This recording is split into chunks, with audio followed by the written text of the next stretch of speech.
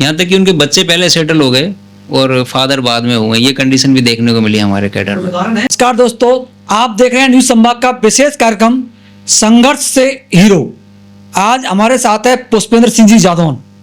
इनकी बड़ी कहानी है कि 15 साल से संघर्ष किया और 41 साल की उम्र में नौकरी प्राप्त की।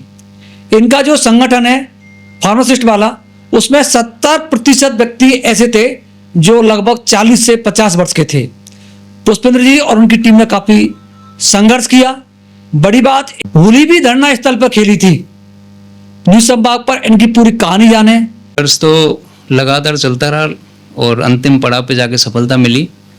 2011 में जब अति लोक कल्याणकारी योजना मुख्यमंत्री निःशुल्क दवा योजना की शुरुआत हुई, माननीय गहलोत साहब ने की 2 अक्टूबर 2011 को, तो उस पहले दिन से ही हम सब लोगों को संविदा पर कार्य करने का मौका मिला।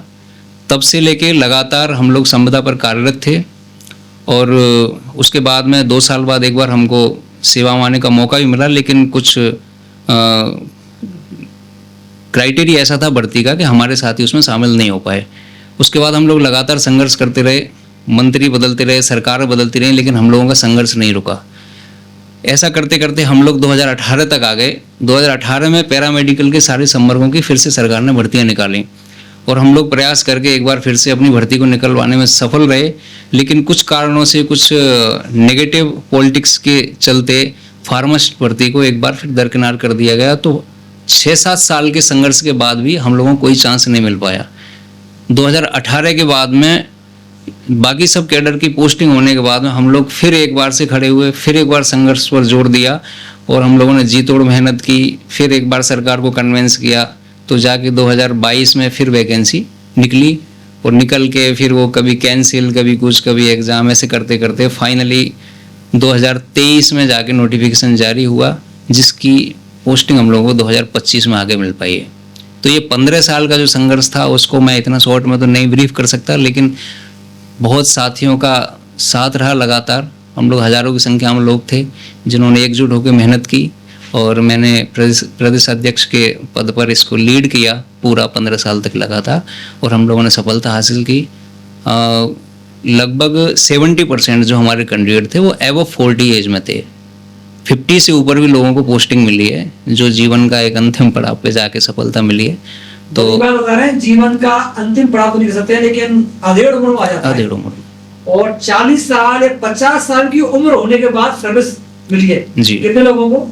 लगभग 70% लोग जो संविदा पर कार्यरत थे पिछले 15 साल से।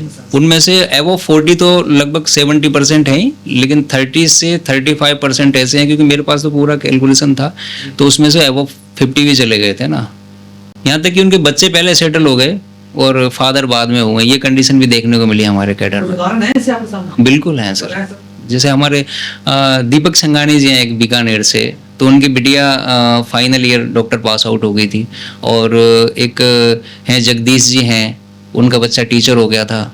और एक और मैडम थी, उनकी बेटी फार्मासिस्ट बन गई थी 2018 उसमें, क्या बोलते हैं, रेलवे में 2018 की वैकेंसी में कोई वैकेंसी, लेकिन वो सेटल नहीं हो पाई। तो ऐसे बहुत सारे उदाहरण हैं, क्योंकि हम लोग तो लगातार साथ रहे हैं, मिलते रहे हैं, तो एक परिवार सा बन गया था हमारा, एक बहुत अच्छे रिलेशन थे। 15 साल के संघर्ष में दीपक जी क्या क्या परेशानी आई आपको? अपना जैसे कोई शेयर करना चाहते हैं, भाई बहुत ज्यादा हमें संकट दिख रहा है, तो झेला है, कोई अनुभव? परेशानी तो क्या सर, जैसे क्या होता था कि मान लो हम लोग सफलता के नज़दीक हैं, तब तक एकदम से पता चला कि मंत्रिमंडल में फेरबदल हो गया, मंत्री जी बदल गए, फिर वो मंत्री जी का ट्रैक अलग है, वो इस प्रोसेस को अलग ले जाना चाह रहे हैं, उनको कन्विंस करना, अपनी समस्या को बताना, उसको ट्रैक पर लाना, वो सब चीज़ बहुत एक बोलते हैं ना चुनौतीपूर्ण रहता था, है ना। उसको जैसे ही करते हैं, फिर जैसे ही हम लोग अगला स्टेप लेते हैं, फिर कोई समस्या आ जाती है ना, या सरकार बदल गई। जैसे अभी इसमें 2000 ये जो भर्ती हुई थी अपनी, तो ये जब तक इलेक्शन आ गए, तो ये था फाइनली कि कल हमारा डिसीजन हो जाएगा, कल हम लोगों का डिसीजन हो जाएगा, लिस्ट आ जाएगी। लेकिन क्या हुआ कि उन्होंने आचार संहिता की डेट डिक्लेयर कर दी, उसका टाइम भी दे दिया कि आज 12 बजे आचार संहिता लग जाएगी। तो हम लोगों को बुलाया गया डेलीगेशन को, हम लोग वार्ता के लिए गए। CMR में हुई वार्ता, उसमें सब कॉन्फ्रेंस थे, मेरे को बुलाया गया। तो उन्होंने बोला कि विदिन 2 आवर आप इस धरने को शांति से ख़त्म कर दीजिए, अब हम नहीं कर पाएंगे, हमारे पास समय नहीं बचा है। तो आप ये देखिए कि 1-1.5 महीने से सर्दी में, जनवरी की सर्दी में हम लोग वहाँ धरने पे पड़े हुए हैं, वहीं खा रहे हैं, वहीं सो रहे हैं, वहीं पड़े हुए हैं। और इस उम्मीद के साथ में हम लोगों को रिजल्ट मिलेगा। लेकिन फाइनली क्या पता चलता है कि रिजल्ट नहीं मिल पा रहा। वो भी कंडीशन क्या आ रही है कि कल सरकार ही बदलने वाली है, आचार संहिता लग रही है। इस सरकार में हमने 5 साल कन्वेंस किया पूरा, किसको, इसको ब्यूरोक्रेसी को और मंत्रियों को, लेकिन पता चल रहा है कि अभी आचार संहिता लग के हो सकता है सरकार ही बदल जाए, तो ये जो भी हमने होमवर्क किया वो सारा फिनिश होने वाला है। तो इस तरह की कंडीशन एक बार नहीं 3 से 4 बार आई हमारे साथ में 15 साल के पीरियड में। जिंदगी में इस संघर्ष में निराशा सबसे ज्यादा कब हुई है? निराशा सर जैसे 2018 में एक्चुअली क्या था कि 2013 में एक बार जब वैकेंसी आई थी तो उसमें कुछ नर्सिंग कैडर के कुछ नेता थे, तो उन्होंने क्या किया कि बोनस का प्रावधान था 10-20-30 का, तो उन्होंने कुछ सरकार से एक्सेप्टेंस करके उसको 5-10-15 पर एग्री हो गए, क्योंकि वो लोग लॉन्ग पीरियड से काम कर रहे थे, उनका काम बन रहा था, उन्होंने कर दिया। तो उसके चलते हम लोगों को क्या है कोई बेनिफिट था नहीं, एक साल हो पाया था, तो हमारे सारे साथी रह गए थे वंचित। फिर क्या वो 2018 तक मैंने ये प्रयास किया कि उस बोनस को दोबारा से किया जाए, तो ये इतने एजेड पर्सन लोग जो काम कर रहे हैं इतने लंबे टाइम से, उनको न्याय मिले। तो उस पर काम किया। उस समय माननीय राठौर साहब, राजेंद्र राठौर साहब चिकित्सा मंत्री थे, तो उन्होंने मुझे बहुत फेवर किया, हमारी समस्या को समझा और इस पर काम किया उन्होंने, और इस चीज़ को करवाया कि बोनस को वापस 10-20-30 किया जाए। लेकिन हम लोग जैसे ही ये पता चला 10-20-30 हो गया, एक उप समिति की मीटिंग थी, उसमें स्पेशली मुझे बुलाया गया था मंत्रिमंडल में, सारी वार्ता हुई मेरे सामने।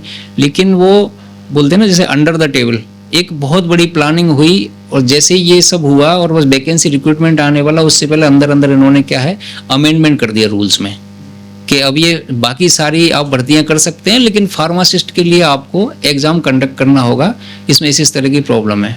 वो एक पर्टिकुलर किसी ने पॉलिटिक्स के चलते करवाया। तो वो उस समय ऐसा लगा कि इतनी मेहनत करने के बाद, इतना सब कुछ मैनेज करने के बाद में हम लोगों को सफलता नहीं मिल पा रही है, तो कहीं ना कहीं फिर लोग होपलेस होते हैं जी। और जिंदगी में प्रसन्नता का वही सबसे ज्यादा, आज फार्मासिस्ट सब बहुत अच्छे हैं जी, और प्रसन्न महसूस कर रहे हैं।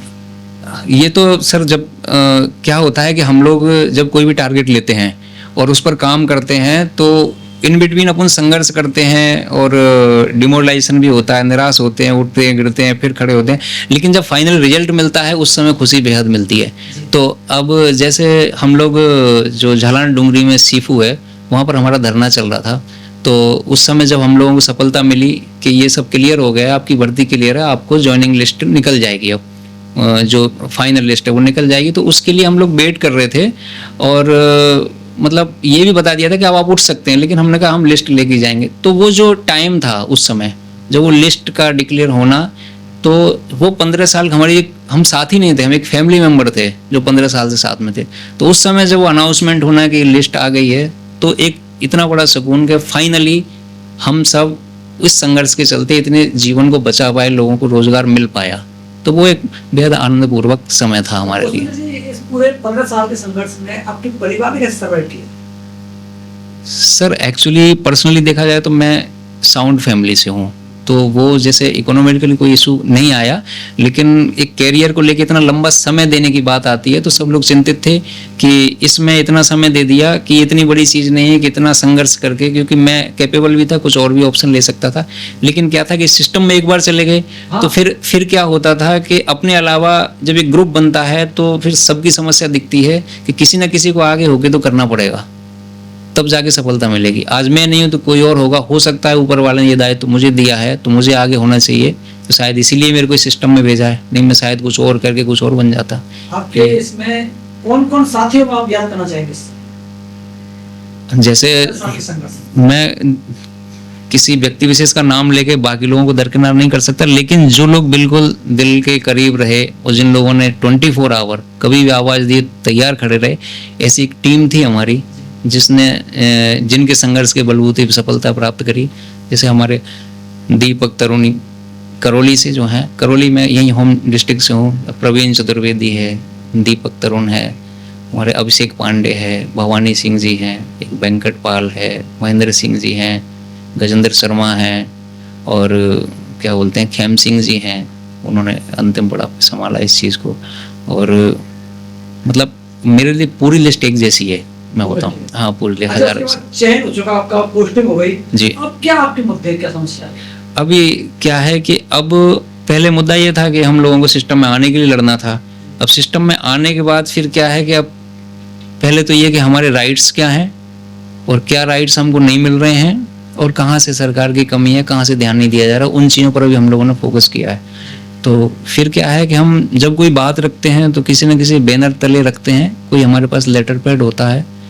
तो अभी क्या है, हम कर्मचारी संघ जो है हमारा, जिसकी यूनियन बनी हुई है, तो उसका अभी नेक्स्ट वीक में इलेक्शन करने जा रहे हैं हम, प्रदेश अध्यक्ष का चुनाव करने।